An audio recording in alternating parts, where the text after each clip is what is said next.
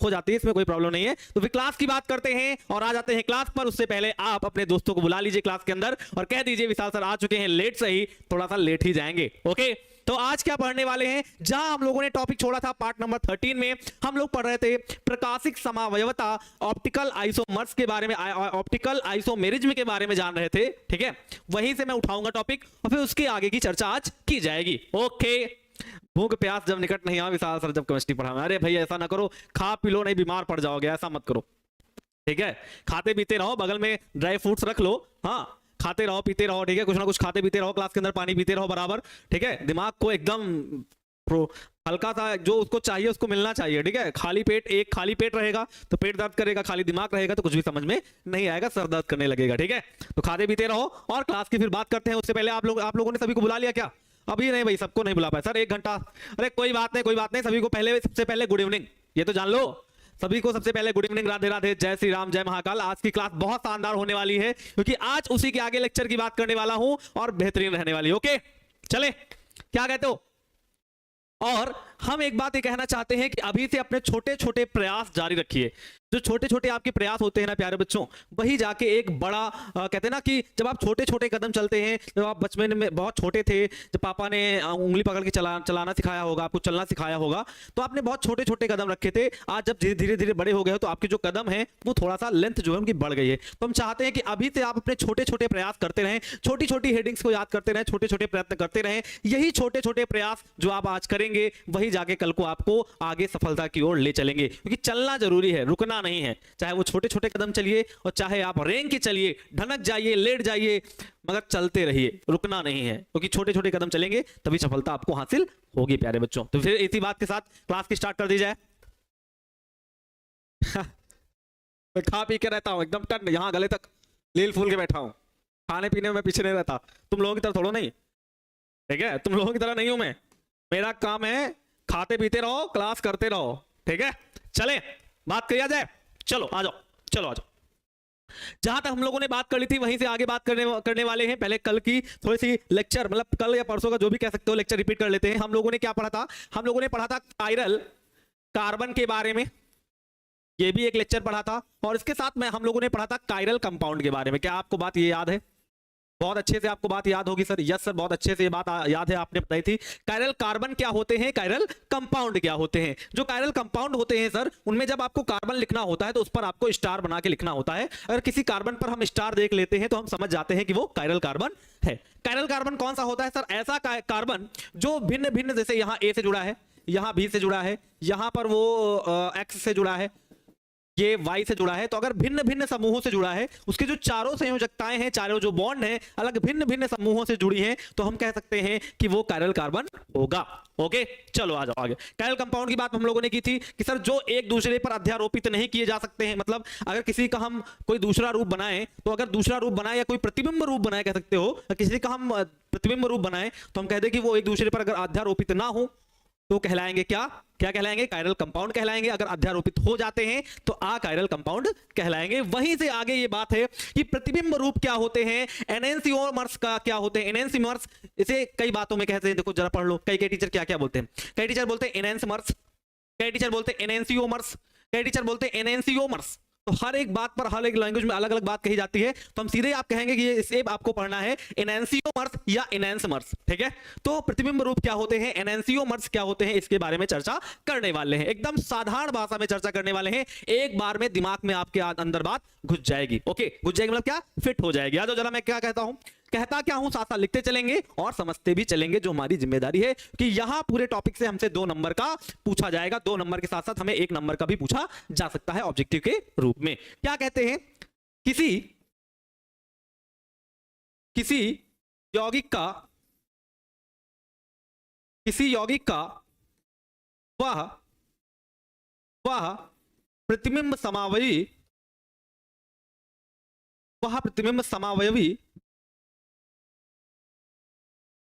या किसी यौगिक के ऐसे, बोल दो, किसी यौगिक के ऐसे प्रतिबिंब समावयवी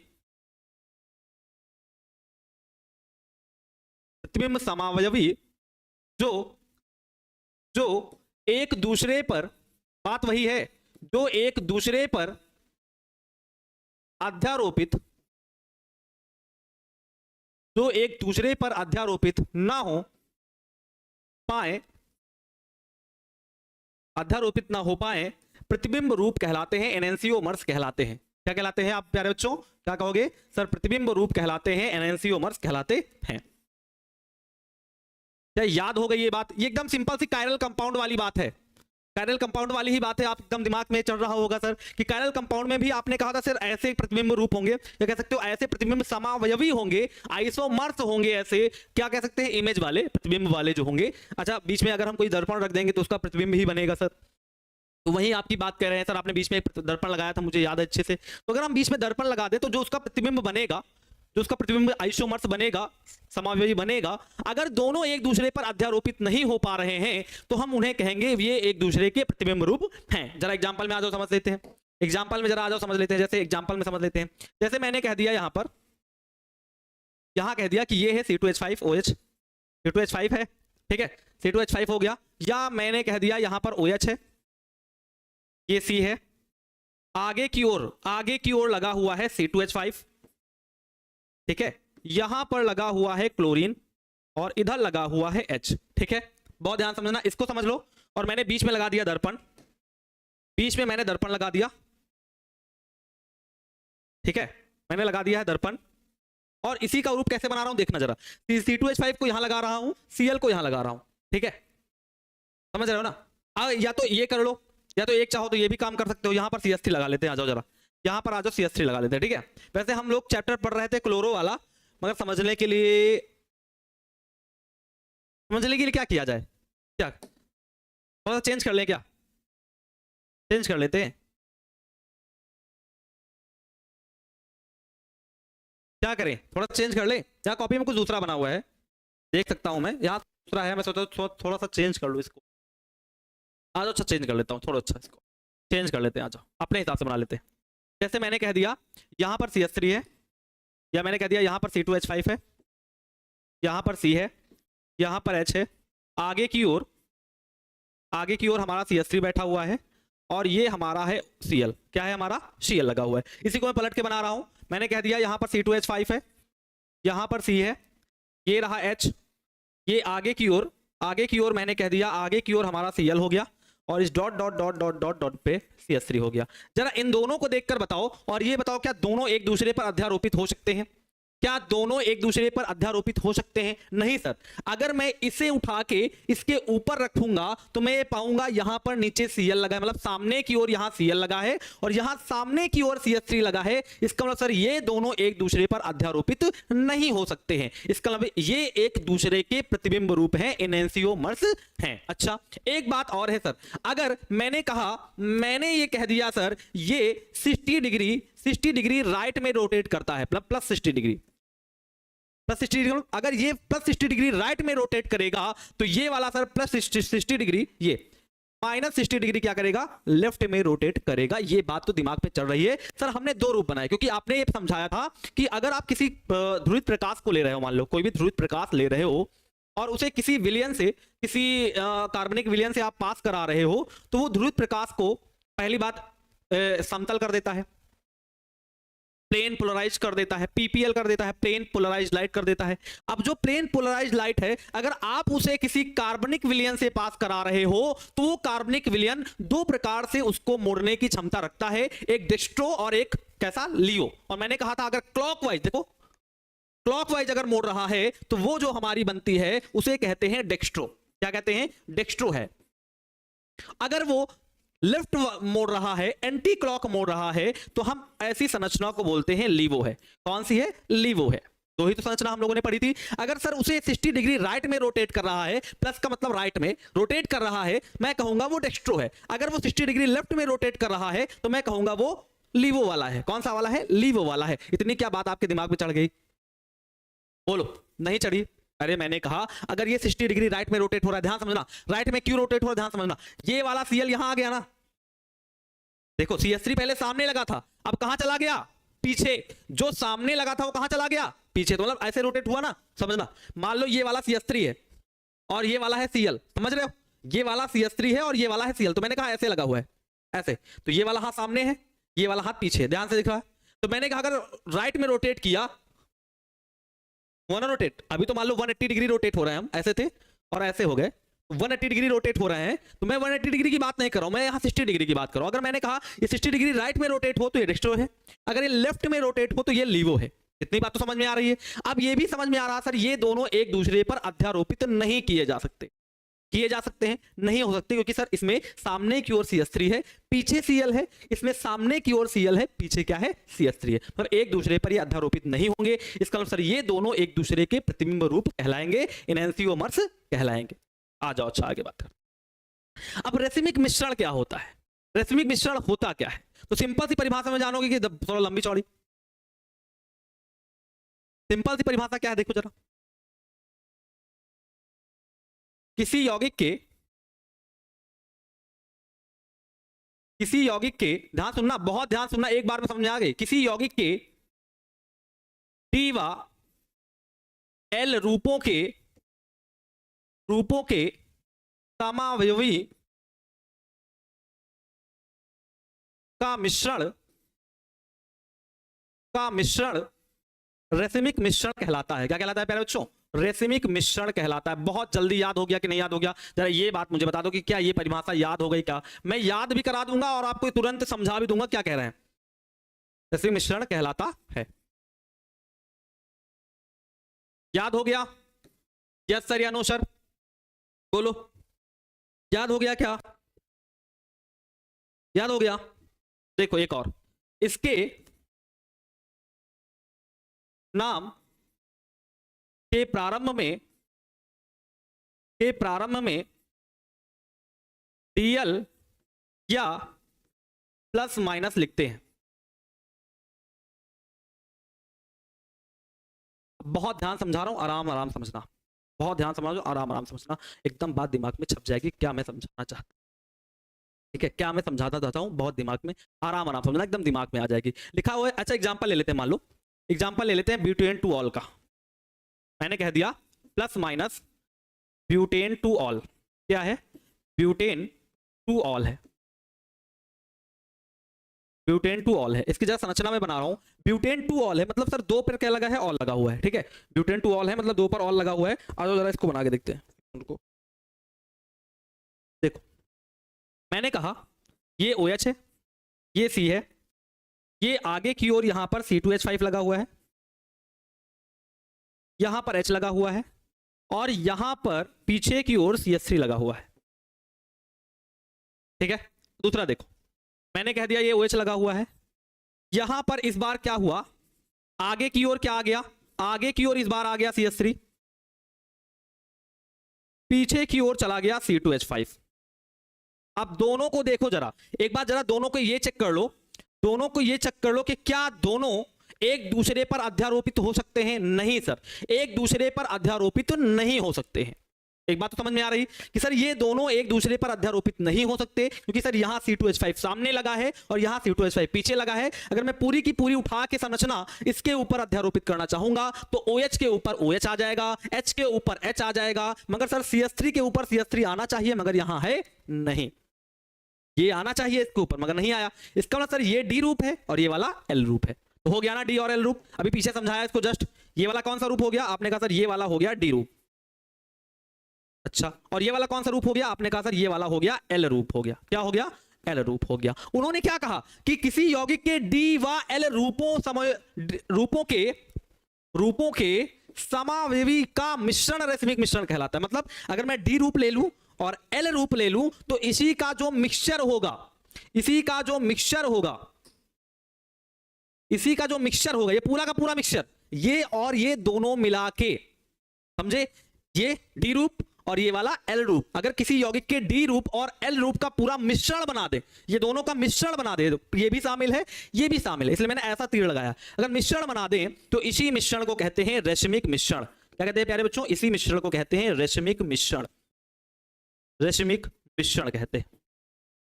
क्या ये बात दिमाग में छप गई? क्या छपी? क्या सर किसी यौगिक के D रूप और L रूप का जो मिश्रण होता है, मिश्रण का दोनों का कॉम्बिनेशन, जो मिश्रण होता है उसी मिश्रण को कहते हैं रेशमिक मिश्रण। क्या कहते हैं? रेशमिक मिश्रण कहते हैं। आ गई ना बात समझ में?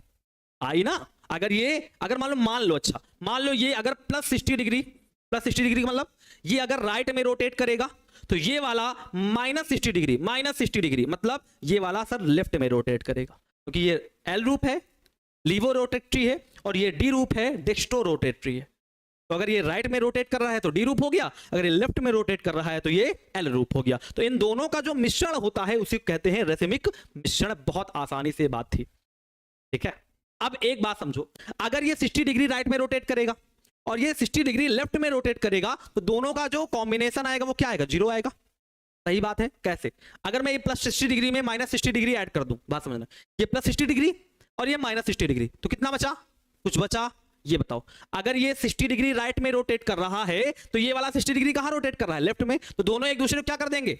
बैलेंस कर लेंगे। बैलेंस का मतलब एक दूसरे को निरस्त कर देंगे। अगर ये 60 डिग्री राइट में है वो लेफ्ट में है तो दोनों एक दूसरे को निरस्त कर देंगे। दोनों एक दूसरे के प्रभावों को निरस्त कर देते हैं। तो हम ये कहते हैं, एक पॉइंट बना के कहते हैं कि रेशिमिक मिश्रण, क्या कहते हैं? रेशिमिक मिश्रण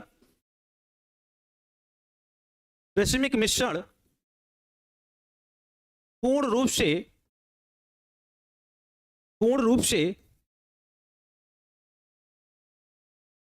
प्रकाशिक बोल दो, प्रकाशिक अक्रिय होता है। प्रकाशिक अक्रिय होता है।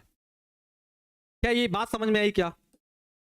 यस सर या नो सर से कमेंट करना। मैंने कहा अगर ये 60 डिग्री राइट में रोटेट करेगा तो ये 60 डिग्री लेफ्ट में रोटेट करेगा। दोनों एक दूसरे के प्रभाव को निरस्त कर देंगे। जब निरस्त कर देंगे तो कोई इनके अंदर क्या सर एक्टिव बचा ही नहीं। अगर सर ये घुमा रहा था तो ये भी एक्टिव था, ये भी घुमा रहा तो ये भी एक्टिव था। अब दोनों ने एक दूसरे के प्रभाव को निरस्त कर दिया, क्योंकि सर पूरा जो मिश्रण है दोनों को जो मिला के बनेगा वही रेशिमिक मिश्रण बनेगा। तो दोनों को मैंने मिलाया तो सर दोनों का क्या हो गया? प्रभाव निरस्त हो गया। प्रभाव निरस्त हो गया तो मैंने कह दिया कि ये पूर्ण रूप से क्या होते हैं? प्रकाशिक अक्रिय होते हैं। क्या होते हैं? प्रकाशिक अक्रिय होते हैं। चलो अच्छा एक अभिक्रिया समझते हैं। मोस्ट इंपॉर्टेंट समझना, यहां से ऑब्जेक्टिव पूछा जाता है। मोस्ट इंपॉर्टेंट, SN1 रिएक्शन द्वारा, अभिक्रिया द्वारा। समझ में आ जाएगी बात, गारंटी देता हूं, पर समझना चाहोगे तब ना। अच्छा समझाते।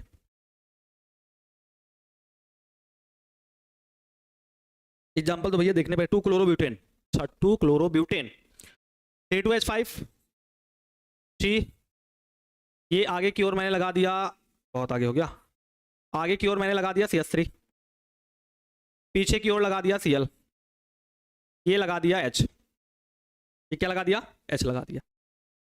पहले कंडीशन में क्या होगा जानते हो अच्छे से? सर ये Cl क्या होगा पहले जानते हो कि नहीं जानते हो? जब फर्स्ट स्टेप SN1 की फर्स्ट स्टेप करोगे तो ये Cl निकल जाएगा। Yes sir. अगर ये Cl निकल जाएगा तो कुछ ऐसा बचेगा, कुछ ऐसा बचेगा सर। अगर Cl निकल जाएगा तो कुछ हमारे पास ऐसा बचेगा।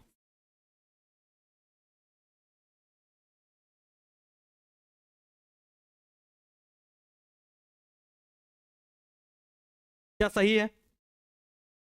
सही है जो मैंने बनाया सही है क्या? अरे भैया सिंपल सी बात है, ये जो Cl है ये निकल जाएगा। निकल जाएगा तो मान लो यहां पर Cl माइनस निकाल दो, यहां पर Cl माइनस निकाल दो, निकल गया। तो ये जो बनेगा बनेगा। अच्छा एक बात ये बताओ कि जब OH अटैक करेगा, एक बात ध्यान समझना, अगर OH मैं अटैक करवाऊं, इस पर मैं अगर OH अटैक करवाऊं तो आप कहोगे सर इसको जरा ध्यान से देखिए, यहां प्लस लगा है मतलब ये किट आयन बना है। क्या लगे हैं? किट आयन बना है। तो मैं यहां सामने से भी अटैक करवा सकता हूं, मैं यहां सामने से भी अटैक करवा सकता हूं और मैं यहां पीछे से भी अटैक करवा सकता हूं। बहुत अच्छी बात है सर। अब सामने देखो सर, पहले ये सामने लगा हुआ था, सामने लगा हुआ था तो मैं केवल सर सामने से अटैक करवा लेता था। आपने कहा था सर SN1 अभिक्रिया में आपने कोई ऐसी शर्त नहीं रखी थी कि पीछे से अटैक करता है या आगे से अटैक करता है। SN2 में आपने कहा था कि हमेशा जो अभिकर्मक होता है वो पीछे से अटैक करता है, मगर यहां ऐसा कुछ नहीं है। ये प्लस का है, मैं चाहूं तो पीछे से अटैक कर सकता हूं। ध्यान सुनना, मैं चाहूं तो पीछे से अटैक करवा सकता हूं, मैं चाहूं तो आगे से अटैक करवा सकता हूं। कोई मुझे परेशानी की तो बात है नहीं। मैं चाहूं तो पीछे से अटैक करवाऊं, मैं चाहूं तो आगे से अटैक करवाऊं। तो देखो दो संरचना मैं आपके सामने डिलीवर करता हूं, बहुत ध्यान समझना। मैंने कहा C2H5 है, ये वाला C है, ये वाला H है। अगर बहुत ध्यान समझना, बहुत ध्यान से, अगर ये पीछे से अटैक करेगा तो कहां लगाया जाएगा? पीछे लगाया जाएगा। तो आपने कहा अगर पीछे से अटैक करेगा, चलो आगे से अटैक करवा लो, अगर आगे से अटैक करेगा तो यहां आगे आ जाएगा, या पहली बार में कह दो पीछे से अटैक करवा लो, कुछ भी कर लो, कोई दिक्कत नहीं है, कुछ भी कर लो। अगर मैंने कहा पीछे से अटैक करेगा, तो अगर सर पीछे से अटैक करेगा तो पीछे लगाया जाएगा। क्या ये संरचना सही है? क्या सही है? क्या मैंने कहा अगर पीछे से अटैक करेगा तो पीछे लगाया जाएगा। अगर सर पीछे लगाना है तो कैसे लगाओगे? इस प्रकार लगाओगे। अच्छा, अगर सर आगे से अटैक करेगा, अगर सर आगे से अटैक करेगा तो ये कहां लगाया जाएगा? अगर ये आगे से अटैक करेगा तो इसे कहां लगाना पड़ेगा? आप कहोगे सर इसे फिर आगे लगाना पड़ेगा। अगर इसे आगे लगाना पड़ेगा तो ये CH3 कहां चला जाएगा? फिर पीछे चला जाएगा। क्या ये दोनों बात समझ में आई कि नहीं आई? बहुत ध्यान से एक बार अच्छे समझ लो। यहां से एक ऑब्जेक्टिव पूछा जाता है, सब्जेक्टिव भी पूछा जाता है 2 नंबर का। देखो, मैंने कहा अगर ये पीछे से अटैक करेगा तो पीछे लगाया जाएगा, और पीछे वाले का मार्क होता है ये डैश डैश डैश डैश। आपने कहा था अगर डैश डैश डैश डैश लगा है तो उसका मतलब पीछे होता है। तो मैंने क्या किया, अगर पीछे से अटैक करवाया तो मैंने कहा अगर पीछे से अटैक करेगा तो OH हमारा पीछे लगेगा, माइनस हटा दो, सॉरी, ठीक है, पीछे लगेगा। अगर सर पीछे लगेगा तो डैश डैश करके लगाओगे। अच्छा, अगर आपने आगे से अटैक करवाया तो ये फिर आगे लगाया जाएगा, और आगे वाले का मार्क ये वाला होता है। तो आपने कहा सर आगे वाले का मार्क लगा के OH लिख दीजिए। तो फिर CH3 कहां जाएगा? आप कहोगे सर CH3 भैया पीछे चले जाएंगे, कौन सी बड़ी बात है, चले जाएंगे ना। अब बहुत ध्यान से ये समझ लो इसमें हुआ क्या। ये वाला देखो और इसको देखो, यहां CH3 क्या हुआ देखो जरा।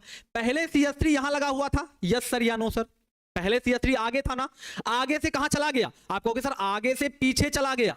पहले CH3 यहां है, यहां आगे देख लो, पहले CH3 आगे ही लगा था। तो जब मैंने पीछे से अटैक करवाया तो ऐसे का ऐसा बना दिया OH लिख के, मगर जब मैंने आगे से अटैक करवाया तो ये फिर आगे आ गया। आगे वाले का चिन्ह ये होता है, फिर ये आगे आ गया तो हमारा CH3 कहां गया? पीछे। तो देखो यहां लगा था, यहां से यहां पहुंच गया। तो कैसा है? आप कहोगे सर ये एंटी क्लॉक है, घड़ी की सुई ऐसे चलती है, घड़ी की सुई ऐसे चलती है, और ये चला गया ऐसे। तो मैं सीधे सीधे कह दूंगा कि ये जो रूप हमारा है, ये जो रूप हमारा है, देखो इसको हटा के साफ करके बना देता हूं। ये जो रूप हमारा, ये वाला, अरे भैया क्या हो रहा है, ये वाला जो रूप है, साफ साफ सा CH3 आगे था, पीछे चला गया, ऐसे देखो पीछे चला गया ऐसे, यहां देखो यहां था, यहां से यहां खिसक गया। तो मैंने सीधे कह दिया सर ये जो रूप है ये वाला हमारा L रूप है, और ये वाला जो हमारा है वो D रूप है। और अभी आपने कहा D व L रूपों का जो मिश्रण होता है, D व L रूपों का जो मिश्रण, जो दोनों का मिश्रण बनेगा उसे रेशमिक मिश्रण कहते हैं। क्या कहते हैं? आप कहोगे सर रेशमिक मिश्रण कहते हैं। क्यों? क्योंकि ये भी पता चला सर ये दोनों दो D और L रूप है। क्योंकि सर ये L रूप क्यों है? क्योंकि सर यहां CH3 लगा था, पीछे चला गया, ऐसे देखो एंटी क्लॉक चला गया, ऐसे एंटी क्लॉक गया, तो मैंने कह दिया ये L रूप होगा, तो ये ऑटोमेटिक D रूप हो जाएगा। दोनों के मिश्रण रेशमिक मिश्रण कहलाएगा। अब यहां से क्या पूछा जाता है ये समझ लो। यहां से क्या पूछा जाता है? यहां से आता है SN1 अभिक्रिया संपन्न होती है।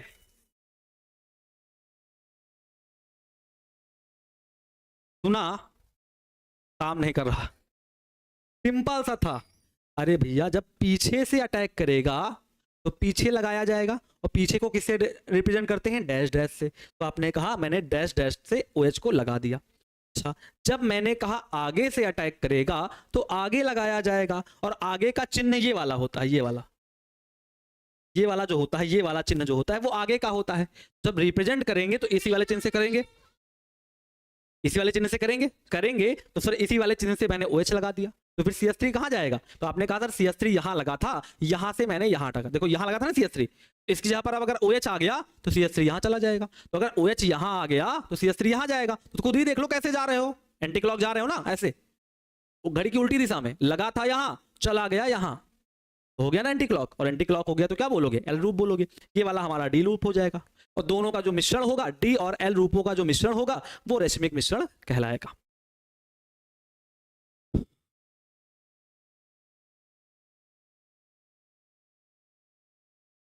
समझोगे तो समझ में आएगा, नहीं समझोगे तो कैसे समझ में आएगा?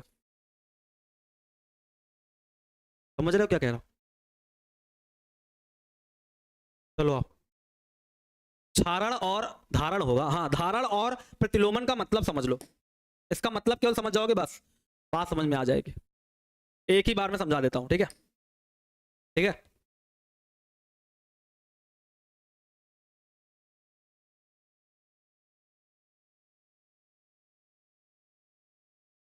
देखो, अगर मैंने कहा A2H5 है, C है, यहां पर CH3 लगा है, ये H है, ये Cl है, ठीक है।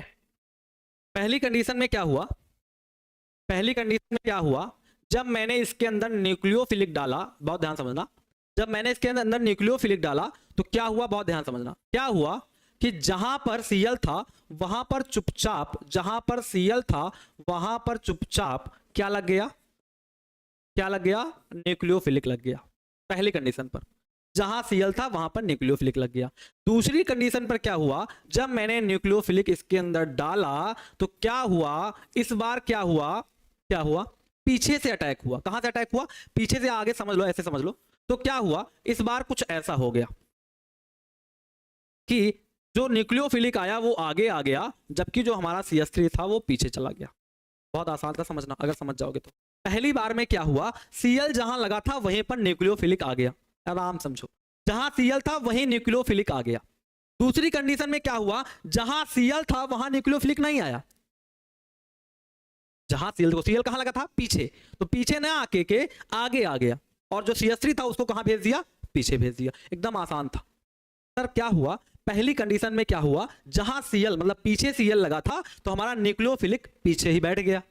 दूसरी कंडीशन में क्या हुआ, जहां Cl लगा था वहां न्यूक्लियोफिलिक नहीं आया, आगे आ गया, पीछे लगा था हमारा Nu आगे आ गया, तो CH3 हमारा चला गया पीछे। अब जरा दोनों को अच्छे समझो, क्या क्या इसके ऊपर, क्या ये वाला अगर मैं इसको उठा लूं और इसके ऊपर रखूं तो क्या अध्यारोपित हो सकते हैं, बहुत ध्यान समझो। क्या मैं इसको उठा लूं तो इसके ऊपर रख सकता हूं, नहीं रख सकता। तो ये जो प्रक्रिया होगी ये होगी प्रतिलोमन। बहुत ध्यान समझ लो, एकदम एक बार में समझ में आ जाएगा, मैं गारंटी देता हूं। बहुत आसानी से कहा मैंने, जहां Cl लगा था पीछे Cl लगा था तो हमारा Nu पीछे ही आ गया। तो ये बात नहीं समझ में आ रही, चलो अच्छा डैश कर देते हैं। तो पीछे ही हमारा Nu आ गया, एकदम आसान से, पीछे लगा था पीछे ही आ गया।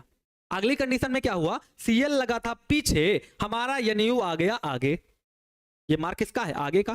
तो अगर Nu आगे आ गया तो इस CH3 भैया को कहां भेज दिया, पीछे भेज दिया। तो Nu आगे आया तो CH3 चला गया पीछे। तो एक कंडीशन में क्या हुआ, अदला बदली हुई, बहुत ध्यान समझना, एक कंडीशन में अदला बदली हुई, CH3 लगा था आगे चला गया पीछे, तो हो गया अदला बदली। तो जब अदला बदली किया तो इसे प्रतिलोपन बोला।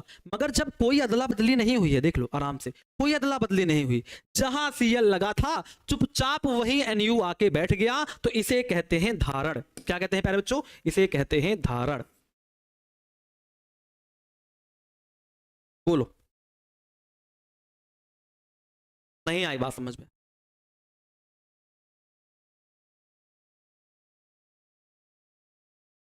आया।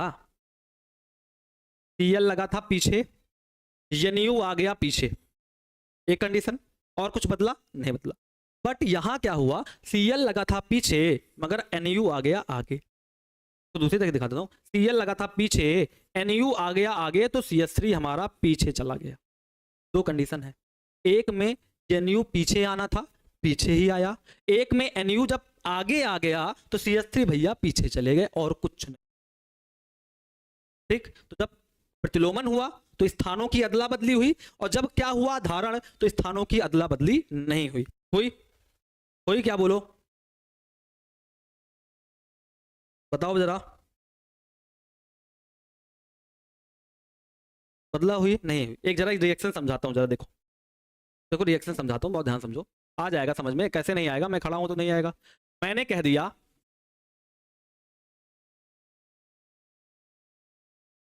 बहुत ध्यान समझो, ये देखो, ये कोई यौगिक है, इसका नाम क्या है, 1 2 3 4 2 क्लोरो ब्यूटेन। ये हमारा 2 क्लोरो ब्यूटेन है। मैं करा रहा हूं SN2, SN2। तो मैंने कह दिया यहां पर OH अटैक मारेगा। तो अगर बताओ OH अटैक मारेगा तो कैसे मारेगा, आप कहोगे सर OH, देखो ध्यान से मैं जो बोल रहा हूं सुनो, OH मारेगा जब अटैक तो पीछे से मारेगा। जब हमारा OH अटैक मारेगा तो पीछे से मारेगा। अगर सर पीछे से अटैक मारेगा तो कहां लगाया जाएगा? पीछे लगाया जाएगा। सिंपल सी बात। सर ये 2 क्लोरोब्यूटेन है, इसमें मैंने OH माइनस से रिएक्शन करवाई, वो भी SN2 के द्वारा। तो मेरे दिमाग में ये है सर, ये जो OH माइनस होगा वो पीछे से अटैक मारेगा। अच्छा, पीछे से अटैक मारेगा तो दिमाग में ये बत्ती जलनी चाहिए कि सर इसे लगाएंगे कहां? पीछे लगाएंगे कि आगे की ओर लगाएंगे? हर बात समझो, कहां लगाएंगे इसे? यहां लगा दूं कि यहां लगा दूं? तुम ही लोग बताओ। डैश डैश वाले पे लगा दूं कि ये सामने वाले एरो पे लगा दूं? ये जो सामने वाले का चिन्ह है यहां लगा दिया जाए कि डैश डैश वाले पे लगा दिया जाए? तुम ही सोच के बताओ। मैं चुपचाप खड़ा हूं, कुछ बोल नहीं रहा हूं इसके बारे में, कुछ भी नहीं बोल रहा। नहीं भैया, SN2 है ना, SN2 होगा तो पीछे से ही अटैक करेगा। पढ़ा था आपने, SN2 में पीछे से ही अटैक होता है। बोलो कहां लगा दूं? ऐसे बोल दो, डैश डैश पर कि हार्ड वाली लाइन पर? डैश पर। बहुत बढ़िया, बहुत बढ़िया। सर अगर पीछे से अटैक मारा है तो पीछे का मार्क कौन सा होता है? डैश वाला। तो इसे यहां लगा दीजिए। अच्छा, अब एक बात ये जरा बता दो, अगर इसे यहां लगा दिया तो फिर CH3 को कहां लगाऊंगा? तो CH3 को यहां लगा दीजिए। सही बोला ना मैंने? अगर सिंपल सी बात सर, अगर ये पीछे से अटैक मार रहा है तो पीछे लगाओगे, मतलब सर डैश डैश पे लगाओगे। डैश डैश पे लगाओगे तो यहां लग जाएगा OH, तो हमारा CH3 कहां जाएगा? आप कहोगे सर CH3 यहां लगा था तो यहां आ जाएगा, यहां लगा था तो यहां आ जाएगा। सिंपल सी बात होगी। तो ये जो बनेगा ये बनेगा, और हमारा जो Cl है वो माइनस के रूप में बाहर निकल जाएगा। अब ये बता दो, यहां बताना, यहां धारण हुआ है या प्रतिलोमन हुआ है? बताओ जरा। यहां धारण हुआ है, लिख रहा हूं यहां धारण हुआ है या प्रतिलोमन हुआ है? जो बोलोगे मैं साफ कर दूंगा। धारण हुआ है कि प्रतिलोमन हुआ है?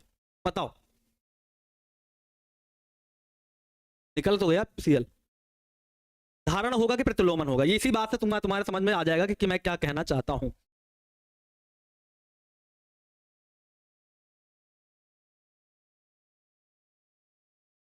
बहुत बढ़िया, बहुत बढ़िया। क्या होगा? प्रतिलोमन होगा। सर प्रतिलोमन ऐसा क्यों होगा? जरा क्यों का जवाब। अरे भैया सिंपल सी बात हुई, यहां स्थानों की अदला बदली हुई है। लगा था Cl आगे, मगर जो OH आया वो आगे नहीं आया, पलट गया। और एक बात दिमाग में और आ गई, एक बात दिमाग में मेरे और आ गई सर, कि ये दोनों एक दूसरे के प्रतिबिंब रूप हैं। Yes sir. देखो सर, ये भी, ये हमारा क्या है? ये जो मेरा बना है ये बना है ब्यूटेन टू ऑल। क्या बना है सर? ये बना है ब्यूटेन टू ऑल।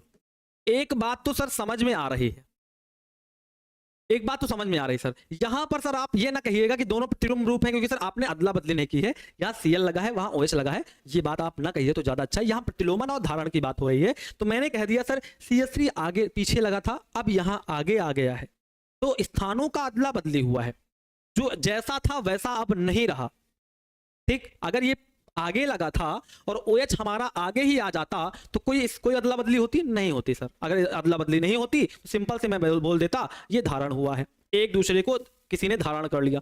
मगर यहाँ प्रतिलोमन हुआ है। प्रतिलोमन का मतलब क्या होता है आप बोलोगे? सर प्रतिलोमन का मतलब क्या हुआ? डाइवर्जन हुआ है। क्या हुआ है? इन्वर्जन बोल सकते हो। यहां पर सर जो हुआ है वो इन्वर्जन हुआ है, इन्वर्जन हुआ है। ठीक है, इन्वर्जन हुआ है। इसे वैज्ञानिक के नाम पर, वैज्ञानिक के नाम पर, ऐसे इससे नहीं लिखता हूं, वैज्ञानिक पर नाम पर इसे वाल्डन इन्वर्जन भी कहते हैं। क्या कहते हैं?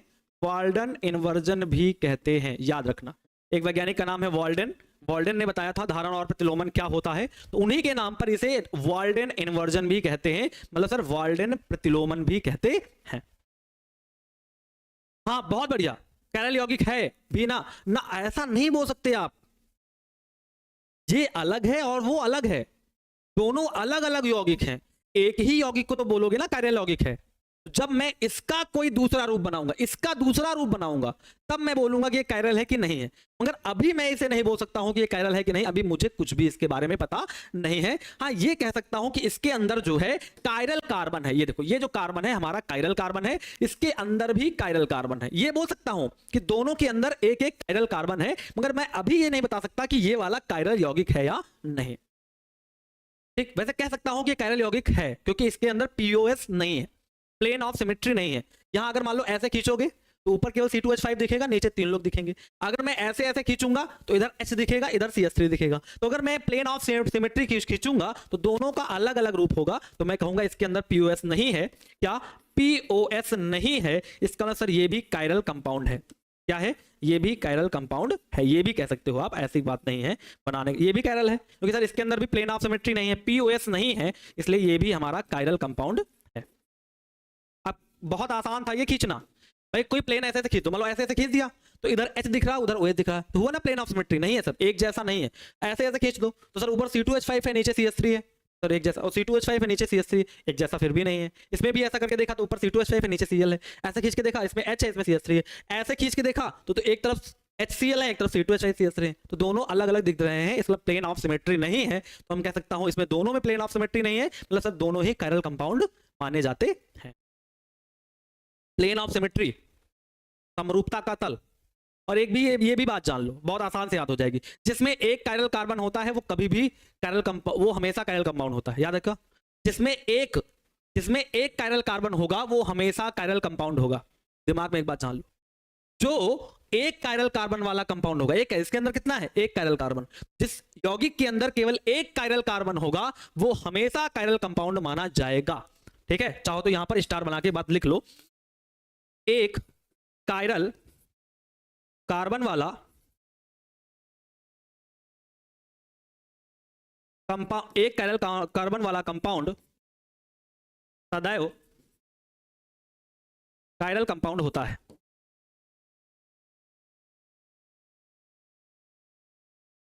याद रखना कि जिस यौगिक के अंदर केवल एक कायरल कार्बन होगा वो हमेशा कायरल कंपाउंड होगा। ठीक, आगे बढ़े, आ जाओ। तो आज तक यहीं तक बात रखते हैं, फिर आगे क्लास में अगली चर्चा करेंगे। ठीक है, आगे आएंगे तो हम कल चर्चा करेंगे, आपको इंपॉर्टेंट रिएक्शन है निराकरण या विलोपन अभिक्रिया के बारे में हम लोग चर्चा करेंगे। ठीक है, और इसकी चर्चा हम मान लेते हैं यूट्यूब पर आपसे करेंगे। ठीक है, कल एक क्लास हम यूट्यूब पर ले लेंगे, सोच रहे हैं कल एक क्लास यूट्यूब पर ले लीजिए, वैसे संडे को लेंगे ही, डाउट क्लास, परसों डाउट क्लास है, याद रखना। चलो फिर कल इसकी बात करेंगे, विलोपन अभिक्रिया की। आज क्लास में इतना ही रखते हैं। ठीक है, फिर एक बार नजर दौड़ा देता हूं क्या क्या मैंने बताया आपको। ये तो मैंने बता दिया था, मैंने कहा था कि अगर एक डी रूप है और एक एल रूप है, ध्यान सुनना, अगर एक डी है एक एल है तो दोनों एक दूसरे पर अध्यारोपित कभी नहीं हो सकते। एक दूसरे पर रखेंगे तो पूर्ण रूप से ढक नहीं पाएंगे। C2H5 को C2H5 ढक लेगा, H को H ढक लेगा, मगर इस CH3 को क्या Cl ढक पाएगा? नहीं। तो दोनों एक दूसरे पर अध्यारोपित नहीं होते हैं, ये दोनों एक दूसरे के प्रतिबिंब रूप होते हैं। और एक बात कहा कि अगर D और L रूप हैं तो दोनों एक दूसरे के प्रतिबिंब रूप कहलाएंगे। फिर आगे कहा कि जो D और L रूपों का जो मिश्रण होता है वो सदैव रश्मिक मिश्रण कहलाता है। वही एग्जांपल मैंने ले लिया ब्यूटेन टू ऑल का। वे भी कहा कि जो रश्मिक मिश्रण वाले होते हैं उनके आगे नाम में प्लस माइनस लगा के लिखा जाता है।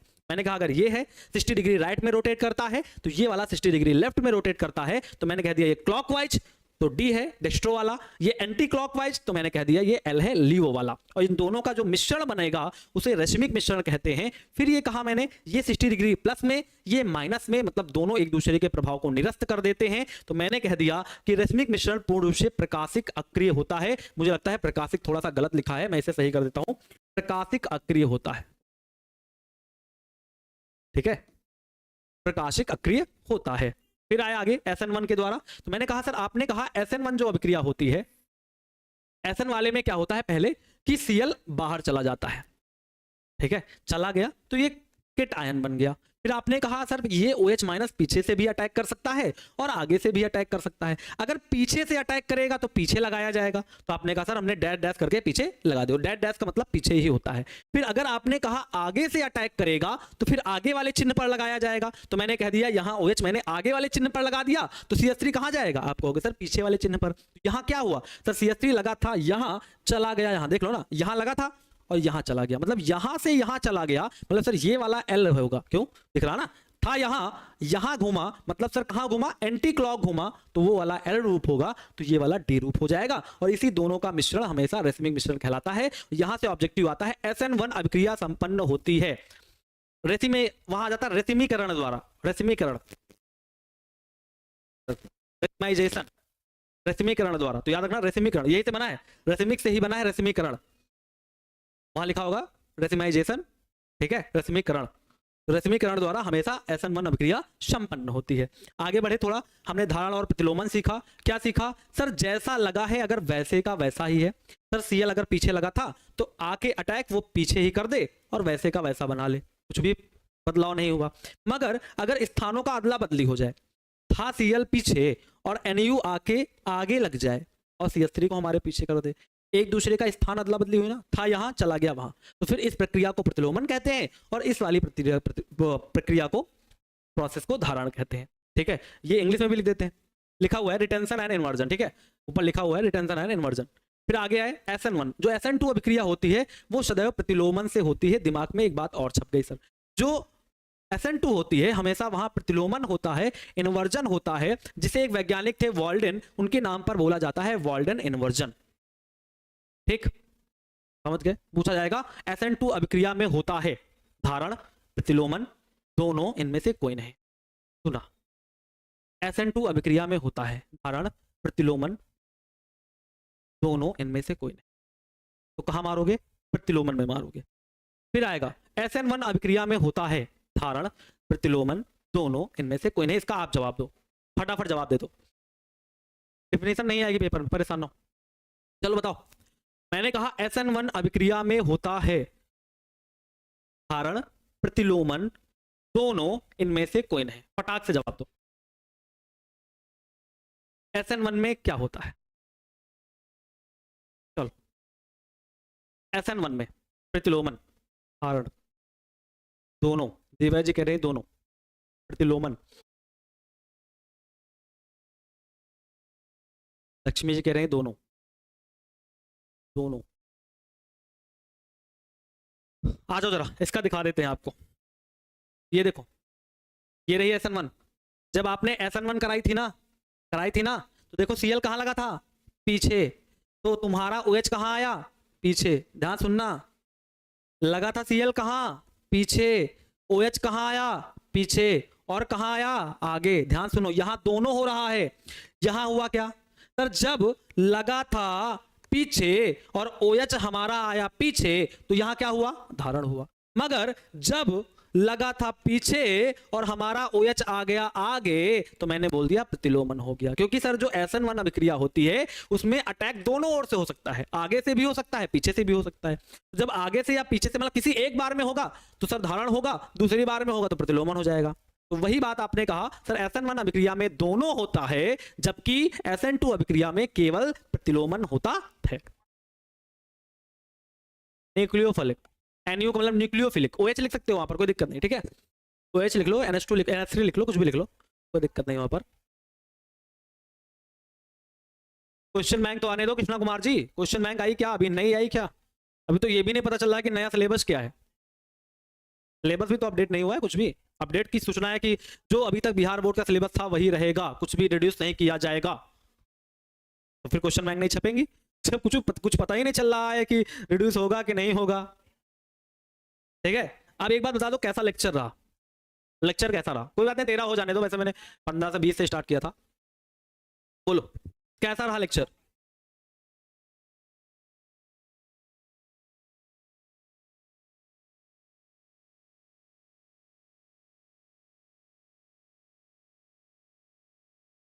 देखो, कठिन बातें हैं, ऑफलाइन में जाओगे तो पढ़ाएगा नहीं, जाके देखना। ठीक है, बताना नहीं मुझे क्या पढ़ाया गया है, समझ रहे हो ना बात?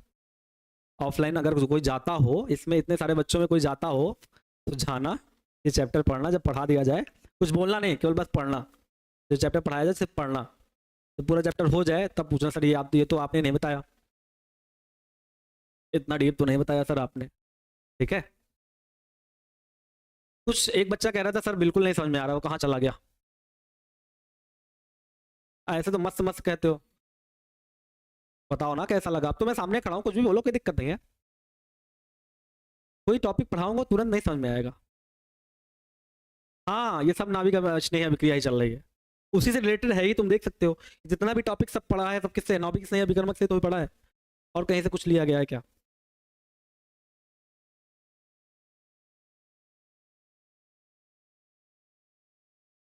हाँ, मैंने बता दिया ना कहाँ से कैसा क्वेश्चन बन सकता है। रेसिमीकरण से बन सकता है कि SN1 अभिक्रिया संपन्न होती है रेसिमाइजेशन रेसिमीकरण द्वारा।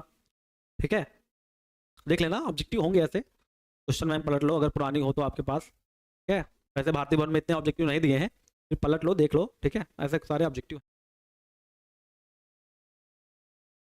हाँ थोड़ा तो कठिन है ही ना। चलो फिर ठीक है, तो फिर कल की क्लास में मुलाकात करेंगे। आज क्लास में फिर इतना ही रखते हैं, तब तक के लिए bye bye, take care, good night, love you.